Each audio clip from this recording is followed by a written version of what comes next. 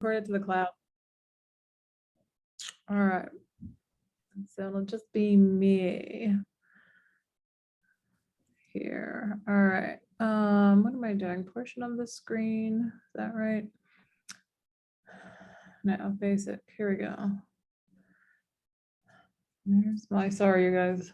This is not my, where's my PowerPoint? Let me start this over again.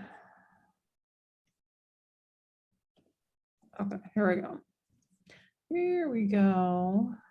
All right.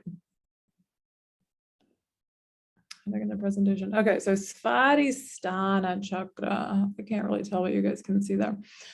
So Svadhisthana chakra is sometimes also spelled with a V instead of a W, but it's pronounced with that V sound. So this is the second chakra. It's the at the sacrum. So most of the chakras run along the spine, right, until we get to third eye, which is sort of, you know, in line with really the very top of the spine. And then the crown is the top of the head. So last month we did the root, really right at the tailbone. This one moves up into the sacrum. So the sacrum is those fused vertebrae, you know, in the back of the pelvis between the hip bones. So it's in that area. And as we talked about last month, there are these energy centers. Some people talk about them being psychic energy centers, and that's really what we're going to talk about a lot is, you know, really the mental aspect of the chakras. So the idea is that a lot of this energy projects forward in this sort of cone shape from the spine. So these little energy centers project forward from the spine. I'm going to try to talk far less today. All right, we're going to stretch first. I forgot that part. All right, so just as a reminder, yoga is a practice of self-study and a state of complete mental tranquility. It's really about having control over our minds so that we can really control our lives. We can control our happiness rather than, you know, having our emotions and our thoughts be, you know, a runaway freight train, which mine often are. So when we can observe and have this awareness, we have a little more control over, you know, how we're responding and reacting and taking everything in. So that's, I think there's a lot of really great value to that. All right, so let's stretch so that we can feel a little more comfortable while I do my few minutes of chatting. And then we're going to do a guided meditation that focuses on that sacral chakra. Okay, so nice big breath. Any way you want to sit is fine. Take a nice full breath. So just by breathing, we're stretching our ribs. Try to really feel those ribs expand out. We're going to really set a little stress with the breath. And let's do arms up overhead. You know, with both feet on the floor, or if you feel like you want to stand, if you've been in your chair too long and you want to get up and stand, feel free to just stand up and stretch.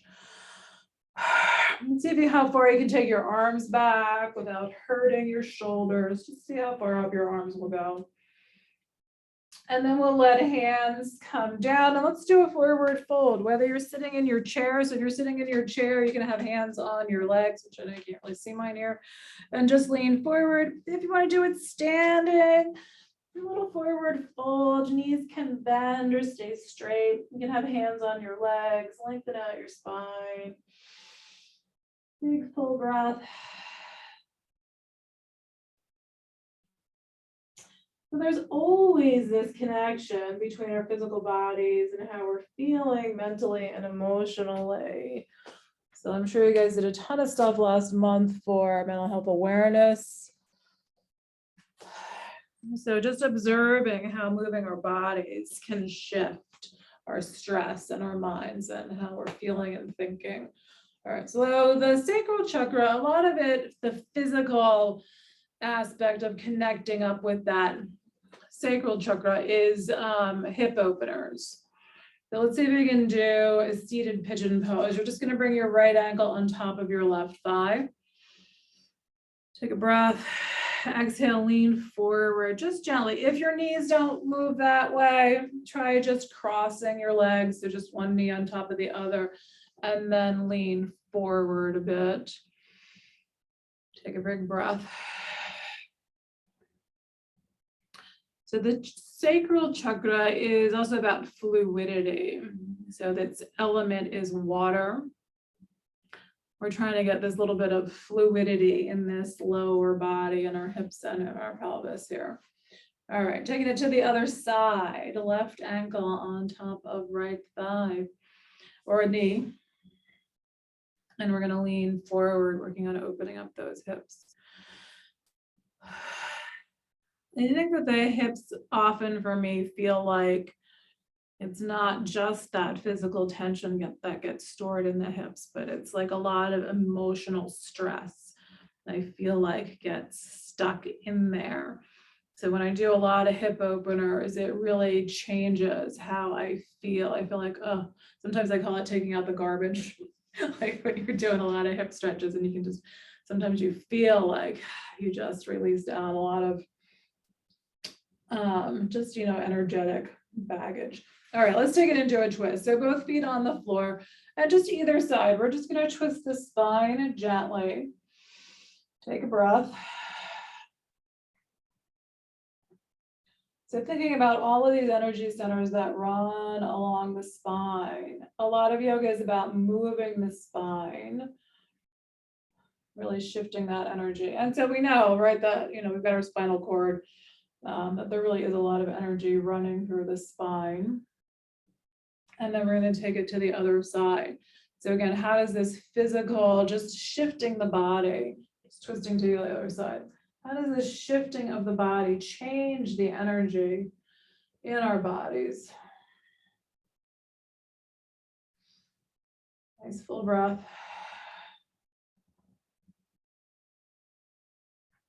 I know my back feels better now. All right, now we're going to come back to silent circle shoulders.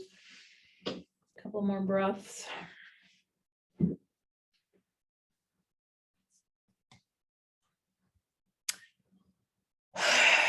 Okay, so you can continue to move and stretch a little bit if you like while I talk.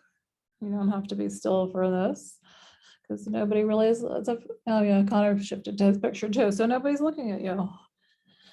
You can move around as much as you need to. All right, so if you feel like you need to stand up or shift to your floor, whatever, do it. All right, so chakras, we talked about this last time. There are, so-called wheels of energy, and how much of this is, really physical, I don't know. I'm really kind of getting into the mental aspect of it, and how our thoughts and our bodies connect up. But is that literally the energy at the sacrum connected to these emotions?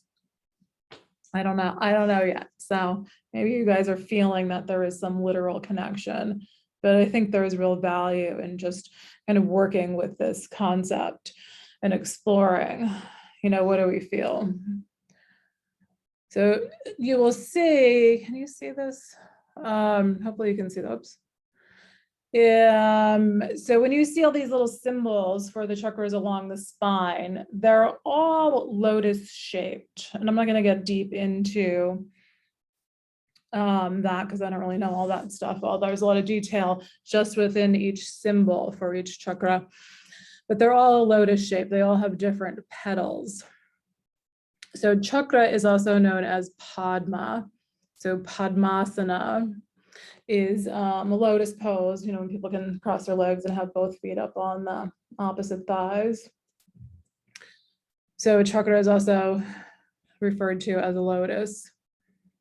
And each chakra represents the fullest, or the whole chakra system represents the fullest potential within each of us.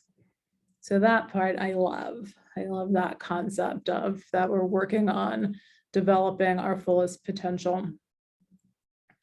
And then balancing the chakras promotes mental and physical well-being. So again, we're linking this idea that certain thoughts and emotions are connected to certain parts of the body. So it really is this holistic concept and practices. The qualities of the second chakra, it's about creativity.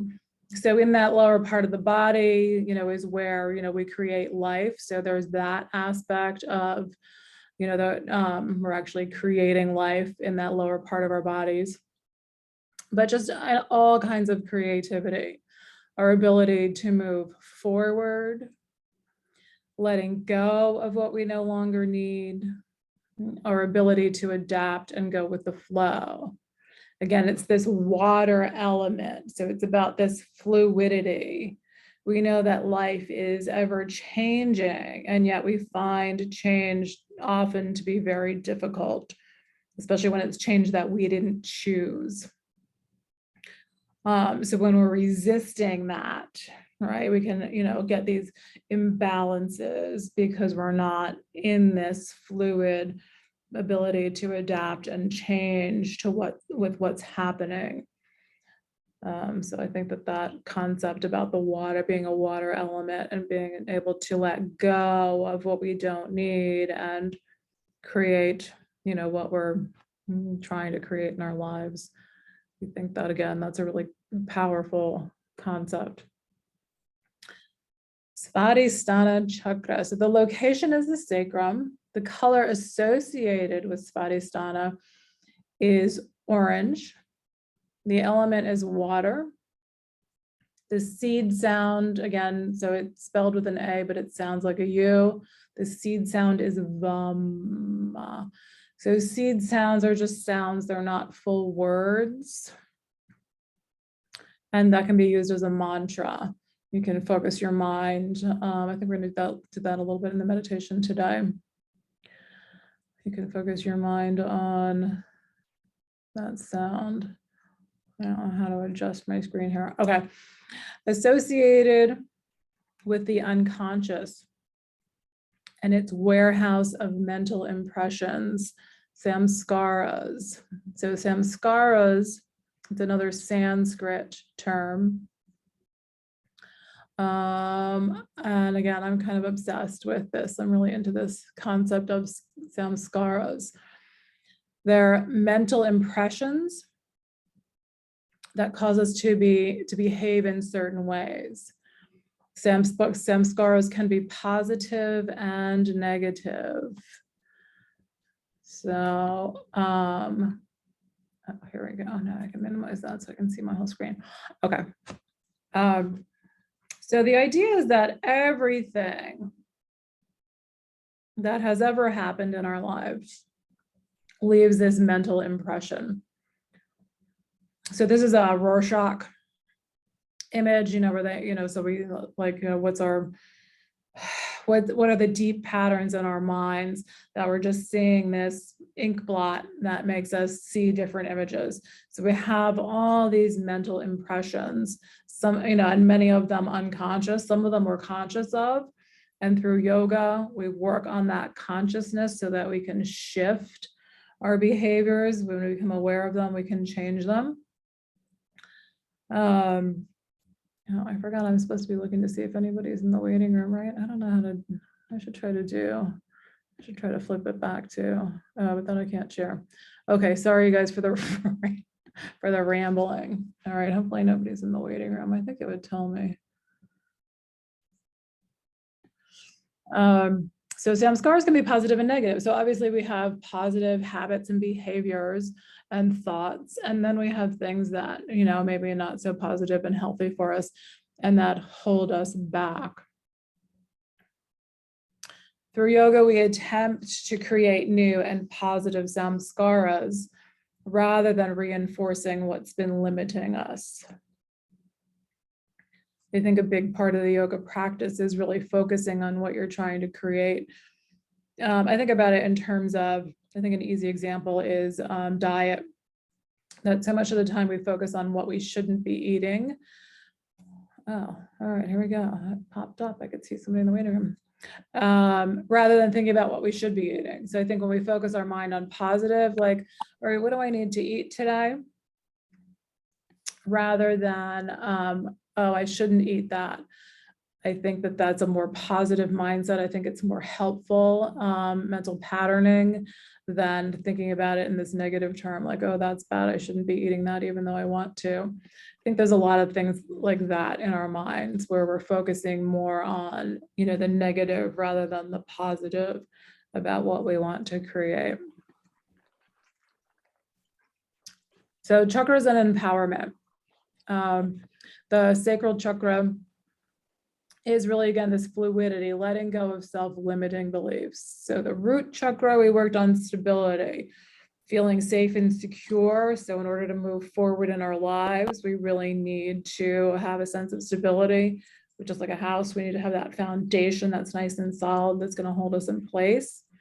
So looking for the ways, the people that we, you know, connect with, how to recreate stability in our lives. And then this sacral chakra, we're letting go of the things that are holding us back, working on creating positive new samskaras. So balancing Svadhisthana, again, you know, take all this with a grain of salt. I don't take this too seriously. But obviously what we surround ourselves with, you know, changes our mood. When there's too much clutter, there's depressing colors around us. I don't know why gray has become such a popular wall color. I think it looks pretty, but I don't think it makes me feel great. So thinking about the colors around you and how that's affecting you, I think that definitely can make a difference. But will wearing orange or painting a wall orange really impact that sacral chakra? Maybe, maybe not. I don't know. So again, I'm open to it, but I'm not sure that I totally believe that. Fluids. So what you're going to eat to balance out the sacral chakra, making sure you're drinking enough water, and there's things that have a lot of water content to them, watermelon. So obviously that's going to, things like that tend to flush out your system. So that might be good for getting rid of some impurities. Breathing, Ujjayi breath. If anybody's ever done Ashtanga yoga, Ujjayi tends to be a part of that practice. So Ujjayi is this restriction of the throat. So you're really slowing down the breath. I don't like it while I'm practicing asana, while I'm doing movement. I find it stressful, but I do find if I'm just sitting and breathing, I find it helpful.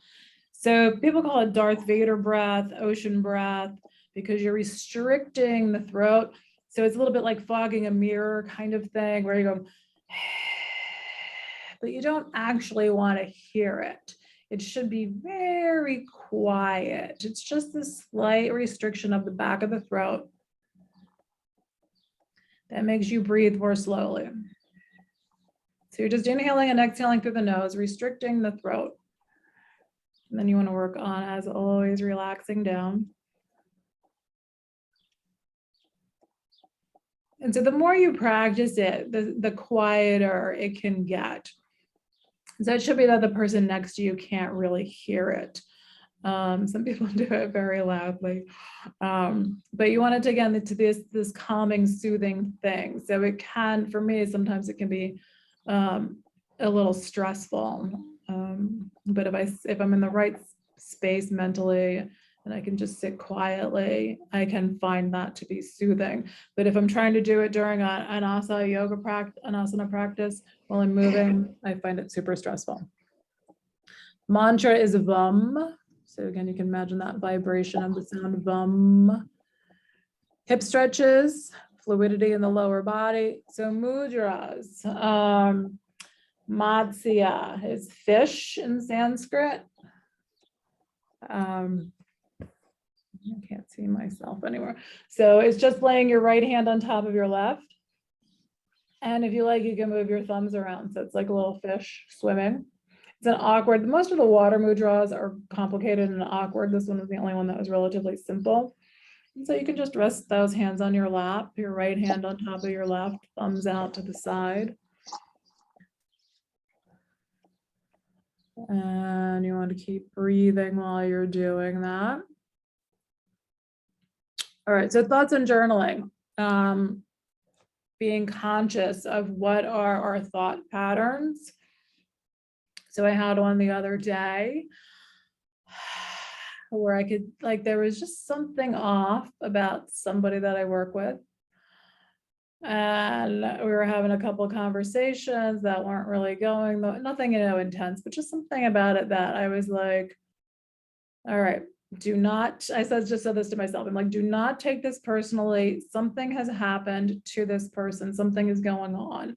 Whatever's coming out, it has nothing to do with me.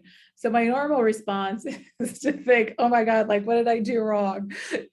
I'm to blame here. Something's, I've been a terrible person, that kind of thing. So that's, one of my patterns is just to think like, oh, it's all about me, which of course it never is. So I just kind of witnessed that, and I just told myself, do not take this personally, have compassion for what's going on with this person. And then later I found out what it was. And so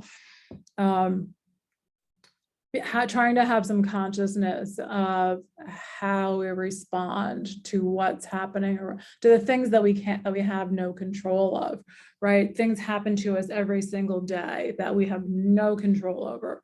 The only thing we can control is how we see that or interpret it, and how we respond. So changing our own behaviors.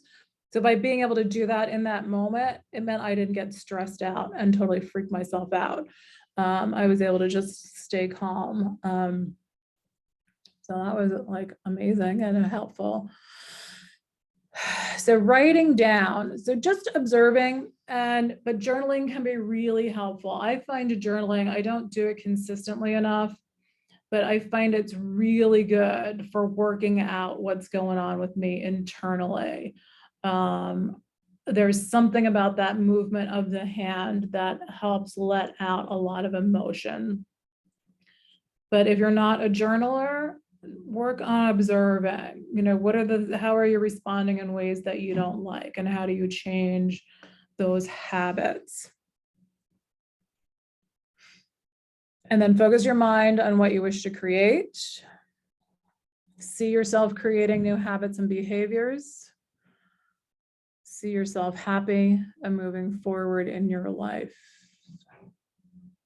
So again, that fluidity, right? We're letting go of our old samskaras, our old patterns and behaviors, and we're working on allowing new patterns and behaviors to flow in. All right, last slide, and then we're going to meditate. So chakras represent the fullest potential within each of us. And I think for me, that's the most important thing to remember here, is that, we all have this full potential, we all have this untapped potential within us for all kinds of change and growth. And I love that whole concept. All right. So wiggle around again a little bit if you need to. I am going to switch my sharing to, I'm going to do a new share. Wait, no, that's not, oh, stop share. Here we go. Sorry. It's like I totally lose my mind when I do these things. I don't know how anything works anymore. All right. Get out of here. Stop that one. All right. Now we're going to switch to music.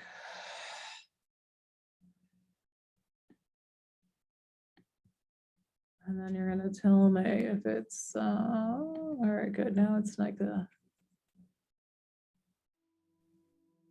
normal screen where I can function.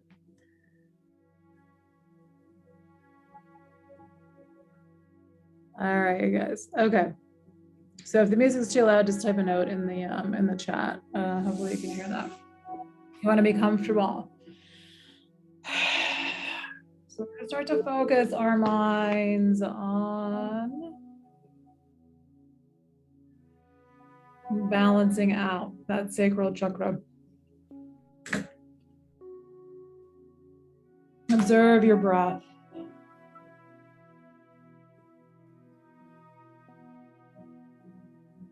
And just be aware of that little pause that happens between your inhales and your exhales.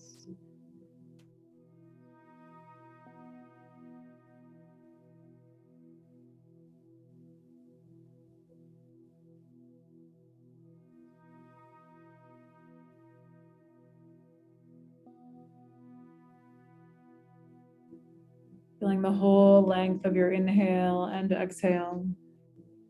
And just noticing where that breath changes direction.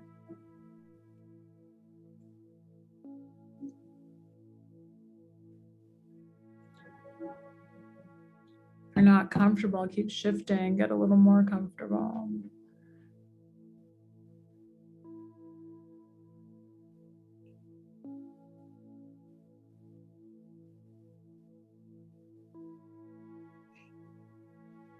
Now we're going to take our minds through the body, working on getting the body to relax so our minds can be in a more fluid state. So in keeping with that concept of the water element with fluidity, working on getting our minds relaxed so that they can adapt to new ideas more easily.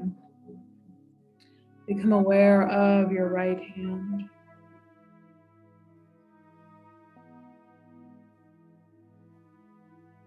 Observe the thumb, and second finger, third finger, fourth finger, fifth finger. Observe the palm of the hand, the back of the hand, the wrist, lower arm, elbow, upper arm, shoulder. Breath flowing in and out.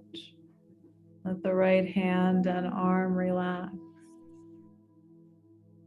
Observe your left hand, thumb, second finger, third finger, fourth finger, fifth finger, palm of the hand, back of the hand, wrist, lower arm, elbow, upper arm, shoulder, the whole left hand and arm relax. Be aware of your right foot, big toe, second toe, third toe, fourth toe, fifth toe, bottom of the foot, top of the foot, ankle, lower leg, knee, upper leg, hip. Observe your left foot, big toe, second toe, third toe, fourth toe, fifth toe, bottom of the foot, top of the foot, ankle, lower leg, knee, upper leg, hip. Observe both hips, pelvis, sacrum, low back, abdomen, ribs, spine, chest, shoulder blades, tops of your shoulder, neck, throat, and jaw, tongue, lips, cheeks, nose, eyes, eyebrows, forehead, scalp. Breath flowing in and out, mind and body, letting go. Allow your abdomen to be soft.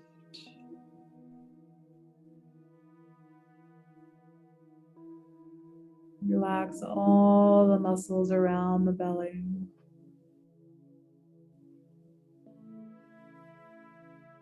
Let it be soft and free of tension.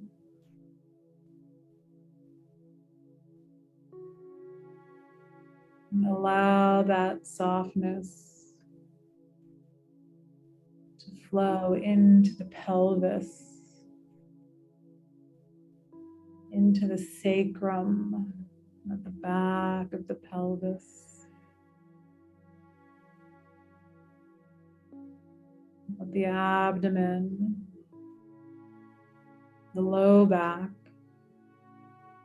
and then the pelvis. Soften with each breath. Whole lower body, letting go of tension.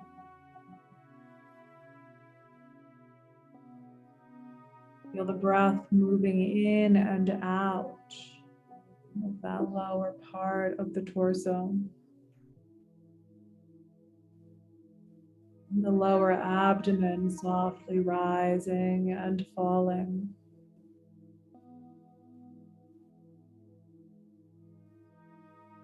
Feel the fluidness of that movement. Lower abdomen rising up and down. Feel the fluidness of that movement.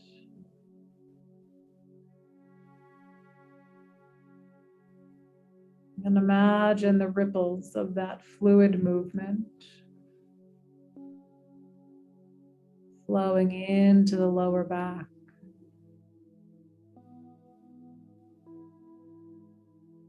The ripples of that fluid movement flowing into the pelvis and sacrum.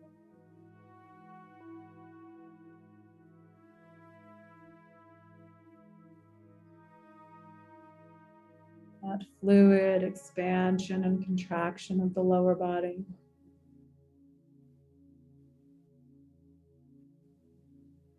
Waves of relaxation flowing through the body.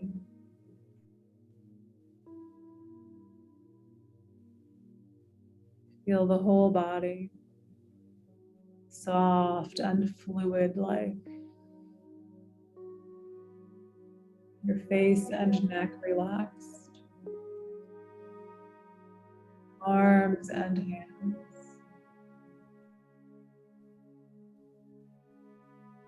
Back and front of the body. legs and feet. All soft and fluid, as though you were floating. Imagine all the stress you have stored in your hips, in your low back, in your abdomen. Imagine all that stress effortlessly flowing out.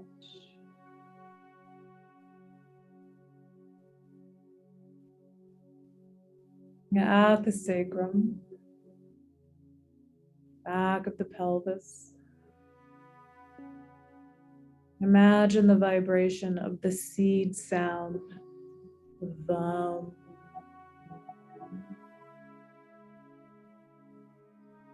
Imagine that little vibration, Sacral Chakra, the vibration of VUM.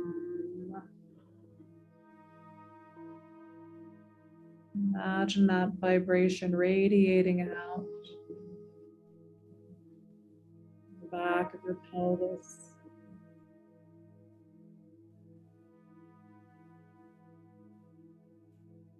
Layers of muscles and nerves in that lower part of the body, calming down the vibration of VUM, soothing nerves, muscle, lower body relaxing. The vibration of VUM at the sacrum, shaking loose, limiting samskaras, thought patterns, beliefs and behaviors, doubts and fears, limiting samskaras flowing out. Let the lower body relax a little more. Softness flowing through the entire body.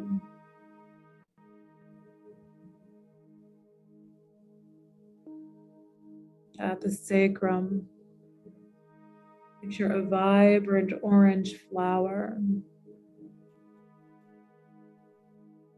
See it blossom and expand.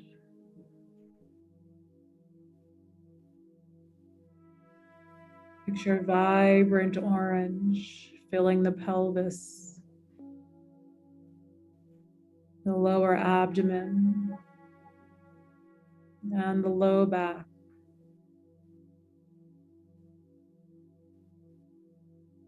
And holding the color orange in your mind's eye.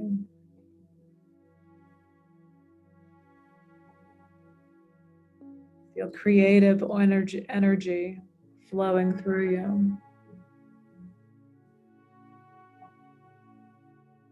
Creative energy flowing through you like liquid. Body and mind fluid, open to change.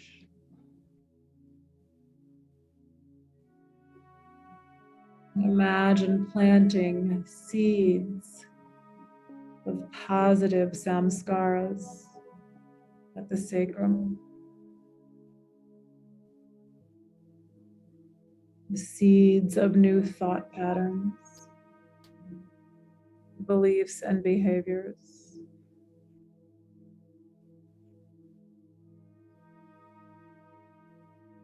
Positive energy flowing through Svadhisthana, the Sacral Chakra.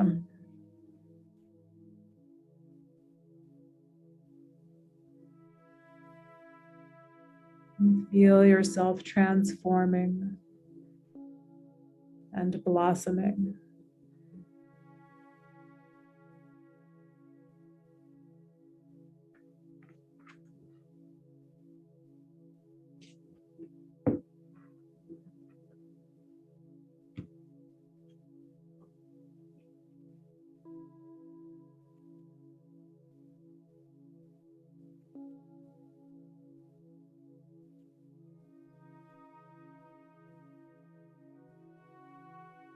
Observe how you feel in this moment.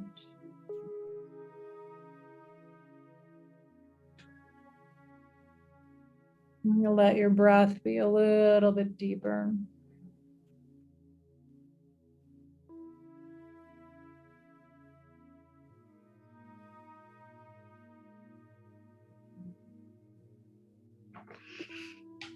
Gently move your fingers and your wrists. You can move your toes, wiggle your toes, maybe move your ankles a little bit.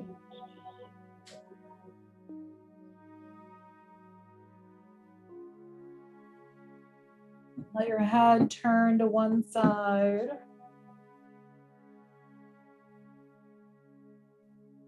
And gently to the opposite side.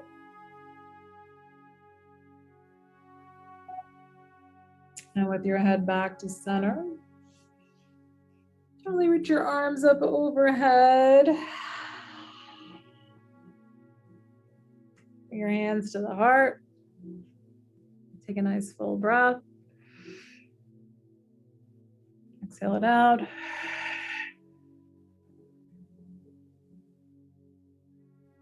Thank you all for being here and sharing in this practice today. All right, I'm going to stop recording.